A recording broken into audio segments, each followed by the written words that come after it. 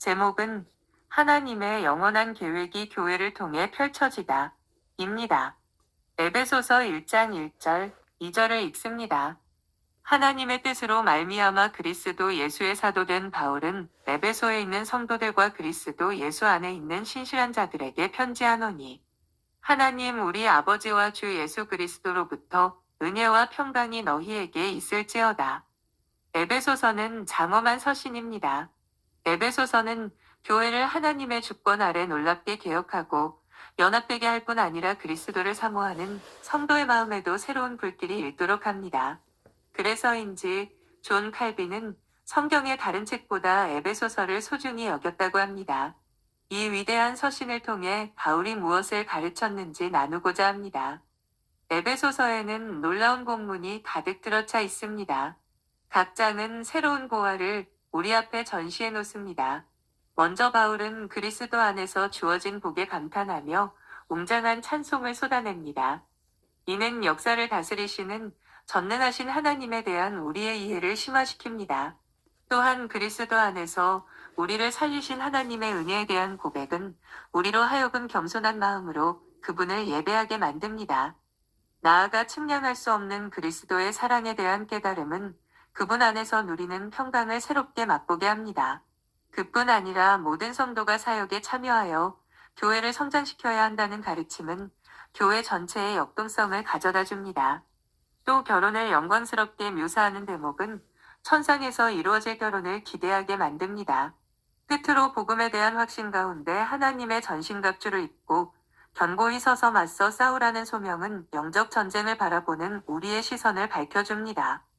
이처럼 에베소서를 통해 우리의 영혼을 깨우는 보화를 하나씩 발굴하다 보면 어느새 우리의 신앙은 더욱 부유해지고 그 진리를 다른 이와 나누고자 하는 확신도 더욱 깊어질 것입니다. 에베소서는 우리가 섬기는 교회의 영적 상태와 그곳에서 행해지는 모든 사역에도 근본적인 발전을 가져다줄 하나님의 처방책이 될 수 있습니다. 물론 올바로만 가르쳐진다면 말입니다. 바울의 인사. 에베소서는 저자인 바울이 자신의 편지를 소개하는 인사말로 시작됩니다. 1장 1절, 2절입니다. 하나님의 뜻으로 말미암아 그리스도 예수의 사도 된 바울은 에베소에 있는 성도들과 그리스도 예수 안에 있는 신실한 자들에게 편지하노니 하나님 우리 아버지와 주 예수 그리스도로부터 은혜와 평강이 너희에게 있을지어다. 여기서 저자는 스스로를 사도된 바울이라고 밝힙니다. 역사의 정황에 따르면 탁월한 선교사이자 교회 개척자였던 바울은 62년경 로마에 있는 한 감옥에서 이 편지를 작성한 것으로 보입니다. 그는 자신에 대해 그리스도 예수의 사도라고 칭합니다. 이는 그리스도의 권위와 능력을 받은 증인으로서 하나님이 계시하신 영원하고도 전 우주적인 뜻을 선포하기 위해 편지를 쓰게 되었음을 강조하는 표현입니다. 이제부터 우리가 확인하게 되겠지만 그 뜻이 바로 에베소서에 기록되어 있습니다. 바울은 이 편지를 에베소에 있는 성도들과 그리스도 예수 안에 있는 신실한 자들에게 보내고 있습니다. 사실 이 편지의 가장 이른 사본을 보면 에베소라는 이름이 포함되어 있지 않음을 알 수 있습니다. 어느 특정 지역의 사람이나 문제를 언급하지 않고 단지 일반적인 편지 양식을 따르고 있는 특징을 고려해 볼 때 이 서신은 에베소로부터 잇따라 개척되기 시작한 지역, 곧 현재 터키 서부 지방에 있는 모든 교회가 회람할 수 있도록 작성된 편지로 보입니다. 바울은 그 에베소에서 2년 반 동안 목회를 했습니다. 사도행전 19장을 살펴보면 당시의 에베소가 세계적인 상업 도시였음을 알 수 있습니다. 특히 그리스 여신 아르테미스의 신전에 바쳐진 이교도 도시가 에베소였습니다. 이런 배경은 왜 마귀나 악한 영들보다 뛰어나신 그리스도의 주권이 에베소서에서 자주 강조되는지 이해할 수 있게 해줍니다. 바울은 독자들을 그리스도 예수 안에 있는 신실한 자들이라고 부르는데 이는 믿음으로 그리스도 안에 함께 살게 된 자들이 누리는 복을 기념하고 찬양하는 대편지의 목적이 있기 때문입니다. 바울은 독자들에게 은혜와 평강이 있기를 기원합니다. 이 두 가지 복은 이방인과 유대인을 함께 염두에 두고 건네는 인사일 뿐 아니라 이 편지에서 매우 중요한 역할을 하는 주제이기도 합니다. 가령 바울은 하나님의 은혜를 찬양하며 감사하는데 이 은혜는 아무 자격 없는 자가 그리스도 안에서 누리는 하나님의 호의로서 모든 복의 근원이 됩니다. 또한 평강은 그리스도 안에서 하나님과 화목하고 다른 이들과 화목하게 된 결과로 누리는 복이 무엇인지를 보여줍니다. 다시 말해 그리스도 안에서 우리로 하여금 교회가 되도록 부르신 소명의 원인이 은혜에 있다면 평강은 그 결과라고 할 수 있습니다. 그리스도의 십자가를 선포하는 복음은 영적 세계에 울려 퍼지는 승리의 소식으로서 바로 그 평강을 우리에게 가져다 줍니다.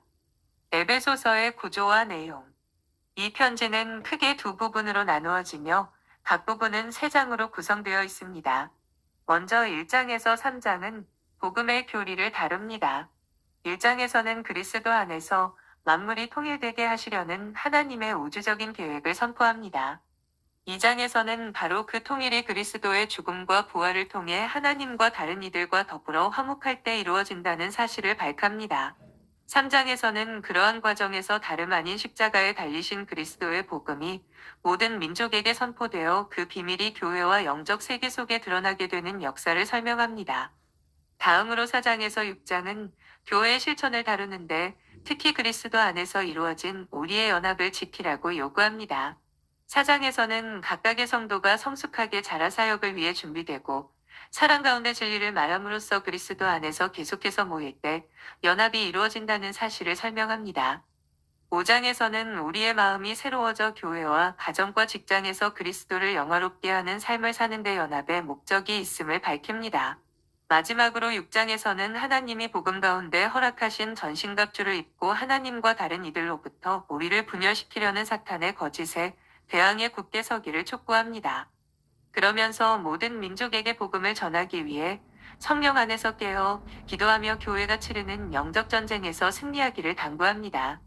다음의 5항목은 에베소서에 나오는 독특한 강조점과 표현을 정리한 내용으로서 바울의 핵심적인 메시지가 무엇인지를 잘 보여줍니다.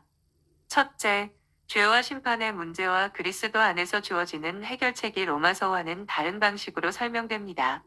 로마서에서는 그 문제와 해결책이 하나님의 진노를 피할 수 없는 불의와 그리스도 안에서 믿음을 통해 주어지는 칭의로 제시됩니다. 그러나 에베소서에서는 하나님과 분리되어 백성의 자리에서 벗어난 노예 상태, 곧 영적으로 죽어있는 상태가 문제이며 그리스도 안에서 하나님과 다른 이들과 더불어 화목하게 되는 일이 해결책이라고 제시한다. 둘째, 복음은 이전에 감추어져 있다가 드러나게 된 하나님의 비밀입니다. 바로 이 계시된 비밀인 복음을 통해 모든 민족은 하나님과 화목하고 그리스도 안에서 새로운 인류에 속하게 됩니다. 셋째, 하늘은 그리스도가 부활하신 후 사탄과 그의 권세를 초월하여 영광스러운 보좌에 앉게 되신 영원한 영적 세계를 가리킵니다. 이 세계 속에서 교회는 십자가에 달리신 그리스도의 복음을 선포하며 하나님의 지혜를 드러냅니다. 그리하여 모든 민족으로부터 사람들이 모여 그리스도의 말씀 안에 굳게 서서 마귀의 거짓에 대항하며 복음의 확신으로 무장하고 싸울 때 그 지혜가 나타납니다. 넷째, 교회는 단지 그리스도의 제자를 모으는 데 필요한 수단이 아닙니다. 하나님께 교회는 그보다 더 큰 의미를 지닙니다. 각 지역에 있는 교회는 천상의 모임을 지상에서 보여주는 역할을 합니다. 그 모임은 하나님이 아들에게 주시는 기업이자 몸이며 신부입니다. 또한 그에 대해 아들은 머리와 모퉁이 돌과 남편이 됩니다. 이 관계에서 교회는 자신을 구원하신 하나님의 은혜를 드러냅니다. 그리고 하늘에 있는 대적을 향해 십자가의 지혜를 보여줍니다. 다섯째, 우리의 모든 복은 그리스도 안에 있다. 그렇다고 해서 그리스도가 단지 복의 통로라는 의미는 아닙니다. 오히려 우리는 그분 안에 거하고 있습니다. 이를테면 믿음으로 그분과 연합되어 죄와 사망과 사탄을 이기신 그분의 부활을 공유합니다. 결국 에베소서에서 우리의 마음을 일깨우는 핵심 메시지는 이렇게 요약될 수 있습니다. 곧 에베소서 1장 10절입니다. 하늘에 있는 것이나 땅에 있는 것이 다 그리스도 안에서 통일되게 하시려는 하나님의 계획이 바로 승리의 부활을 통해 악의 권세를 정복하신 그리스도 안에서 실현되기 시작했다는 것입니다. 이로써 구원을 얻게 된 교회는 그분의 죽음과 부활을 통해 하나님과 화목하고 성도 간에도 화목하게 되었습니다. 나아가 모든 민족이 그리스도의 놀라운 복을 공유할 수 있는 길이 열려 이제 교회로 말미암아 하늘에 있는 통치자들과 권세들에게 하나님의 각종 지혜를 알게 하시려는 복음의 비밀이 드러나게 되었습니다. 그리하여 우리는 이 세상에서 빛의 자녀로 살기 위해 새롭게 사고하는 존재가 되었습니다. 또 이러한 지식 가운데 우리는 복음의 확신을 품고 굳게 서서 끊임없이 기도하고 복음을 전파하며 마귀의 거짓된 공격에 오늘도 맞서고 있습니다. 혹 그리스도의 복음을 가르치는 지역 교회의 사역을 우리가 평범하게 느낄지 모르지만 각각의 사역은 그분의 죽음과 부활을 통해 쟁취된 승리를 영적 세계에 선포하는 일이나 다를 바 없습니다. 이런 점에서 교회는 하나님 앞에서 너무나도 중요한 존재입니다. 그리고 에베소서는 바로 그 교회를 섬기는 이들을 위한 편지입니다.